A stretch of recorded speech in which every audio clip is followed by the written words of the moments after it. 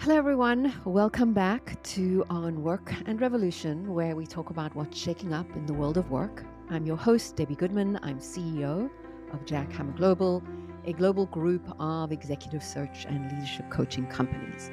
We help find great leaders and we help develop them into even better ones.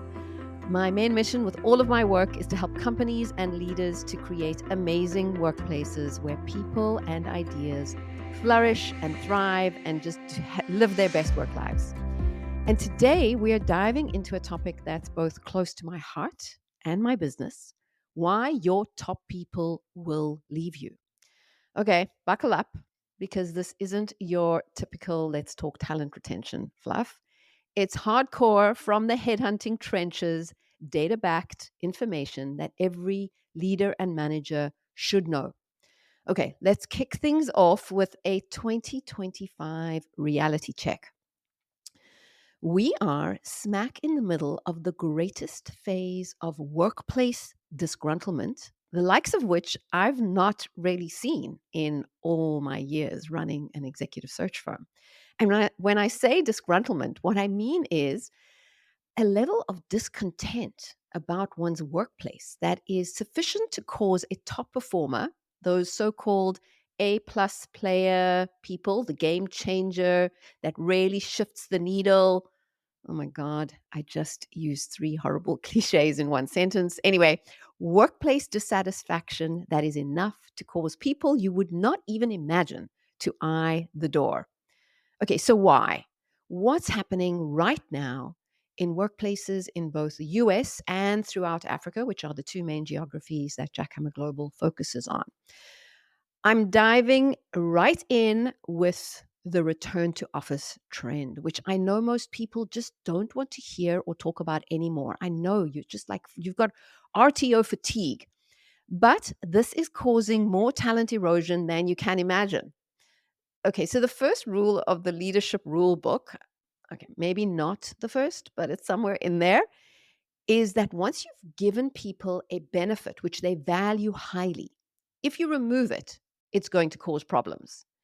And what people have valued very highly is workplace flexibility. And I'm not just talking about needing to be fully remote. I'm not even talking about structured hybrid. I know these are very hard to achieve in certain circumstances, but workplace flexibility is just that: having a say in when and where you work from time to time. One of my favorite authors, Daniel Pink, has a rubric for employee happiness, engagement, motivation. He says there are three factors that impact how happy an employee is, and that is autonomy, mastery, and purpose. And flexibility fits into that first element: autonomy, self determination. If you remove that, then one of the key pillars is gone. Now, here's some interesting data that's worth noting. And apparently, this is US data. 76% of CEOs are demanding full return to office within 3 years. But here's the kicker: companies pushing those strict mandates, they're seeing 32% higher attrition. Yep, you heard it. One third of their people are either walking out the door or starting to head towards that. They're definitely exploring options. Now, we know that in some instances, this kind of RTO thing, it's a deliberate attempt to get people to quit. It's the so-called quiet firing. We're seeing it in the US with federal employees, etc. Frankly, if you want your top people to leave, this is an effective strategy. But imagine your top 30% of your people leaving your company. I mean, talk about talent erosion. In case you're wondering how this translates into African markets, what we're seeing in South Africa is a bidding war for tech talent in particular. I've seen data that shows that top developers in Joburg and Cape Town can earn an average of 22% more working fully remotely for European or US based companies.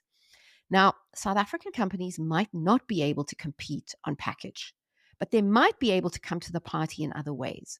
Now, if you can't even offer hybrid or flexible work, you're not even in the game. In other words, flexible work is just like not optional. It's, in some instances, it's survival. Here's another data point for you. 76% of the professionals we've headhunted for new roles in the past few months, these are top people, okay? They are open to looking at new roles if they are hybrid or remote. So, people, it's not a perk anymore. It is a deal breaker. I came across another piece of really interesting data for all you CEOs out there who are clinging to your collaboration culture argument. Yes, I know that it is so much easier to feel like you're collaborating when you're in person. Now, McKinsey did some research and they found that hybrid teams are 15% more productive than people in office. 15%. Okay, so put that in your pipe. Okay. So I know for many leaders, you wish this particular conversation would just go away. I'm here to tell you it's not. Don't fall into the trap of thinking, oh, everyone else is demanding return to office, so let's just do that too. Let's go back to the way things were. It's so much easier, better, more this, more that. What it is more of is a sure way to impact talent erosion. Okay, now I could go on and on about this first point, workplace flexibility. It is a very key primary reason why your top people will leave if you don't offer it and another company does, or if you previously offered it and now you've taken it away, be prepared for talent flight. Okay, but I'm moving on to my second most likely reason your top people will leave or stay for that matter. Here's the bombshell. It's all about you, your managers, and the culture of your team. Okay, so you might be thinking, nah, isn't it all about the money? And I'm here to tell you, wrong, dead wrong. We've interviewed thousands of candidates who aren't even actively job hunting. Guess what? 63%, that's nearly 2/3, say they'd jump ship because of a toxic boss or a dysfunctional team. Money barely makes the top three in my lineup. So let me hit you with another stat that'll make you spit out your coffee. 77% of employees would rather take a pay cut than work under a micromanager. Yep, you heard that right. They'd rather earn less than deal with a boss that's breathing down their neck and being a jerk. And these numbers are global. Whichever sample pool you choose to look at, a very large number are motivated to leave because of their boss. I found the Nigerian workplace report that showed 68% of under 30s would quit over a toxic boss, even in a recession. Oof. Here's the summary, people. You need to be paying attention to what the heck your managers are doing, saying, how they communicate, how their people feel every day when they arrive at work, whether it's in person or virtually. Do you know? Have you asked them? I'm not talking about some kind of digital survey, okay? You're not going to get accurate data and information from that. But if you see a pattern of people leaving, dig into it. You may find there's a common denominator, or you might find it's not just one particular person. It may be that there's a cultural issue. Ask this one question of your people, okay? How do you feel when you make a mistake? When you do something incorrectly or miss the mark with a piece of work or a project? I'm not talking about like ongoing poor performance, okay? So let's just put that to the side. I'm talking about like a genuine error. This is very revealing. When people are terrified to make mistakes, even small ones, this is a good indicator that there is something going on that needs paying attention to. All right. And then coming in at number 3, why will your top people stay or go? Yes, sometimes it is about the money, but not in the way that you think. When we speak to candidates who are not actively looking for a job, we always ask them what would motivate you to make a move. And if money comes up as the top or primary reason, we ask, so what type of numbers would you be willing to leave for? And in these instances, when it's only about the money, they usually put some pretty ridiculous number on the table. They usually say something like, it would need to be something that I just couldn't refuse, like double my current package. Now, here's the thing. 99% of the time, these types of crazy package offers are unicorn dreams. They don't exist. They're mostly urban legends. If money is the only reason to move, then it will need to be a super amazing financial offer. A good offer alone doesn't actually cause people to move.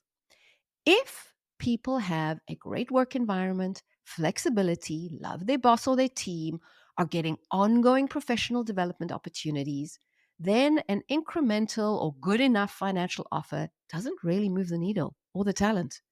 In these instances, it's only when there are these other push or pull factors that money will certainly have some influence.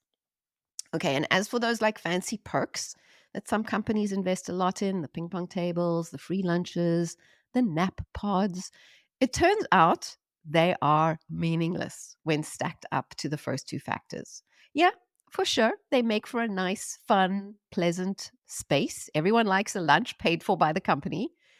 But you think it's going to do anything at all when stacked up against flexibility or a horrible work culture? Nope, no one stays for that. So, knowing that your top people have options and that they are possibly being offered alternatives from time to time, what's the maverick solution here? All right, here's the good news. There's no real maverick or out of the box solution needed. It's actually pretty simple. Just stop guessing what your people want and start asking them.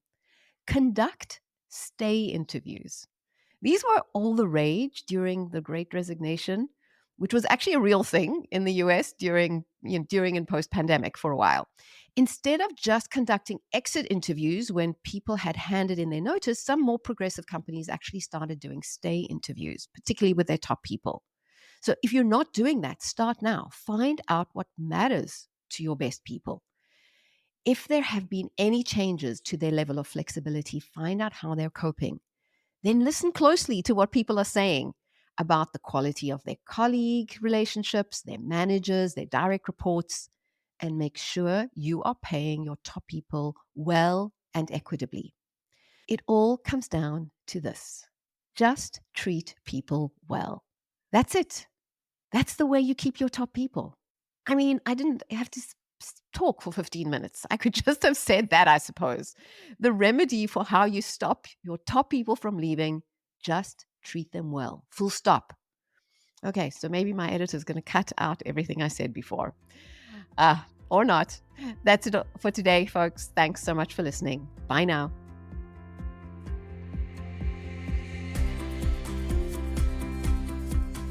Thanks for hanging around all the way to the end. It would mean the world if you would rate and review on Work and Revolution on your favorite listening app. It helps people know that the show is worth listening to, and so I'll really appreciate that. Thank you so much.